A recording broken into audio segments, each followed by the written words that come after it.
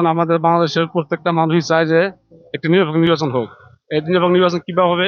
প্রত্যেকটা দল যাতে এই নির্বাচন অংশগ্রহণ করে, আর লেভেল প্লেইং যে বিষয়টা এই বিষয় থাকে, আর যাতে সেনাবাহিনীর ফিল্ডে উপস্থিত থাকে। যদি সেনাবাহিনী থাকে, ইনশাল্লাহ আশা করি আমরা বাংলাদেশে একটা সুষ্ঠু নির্বাচন হবে।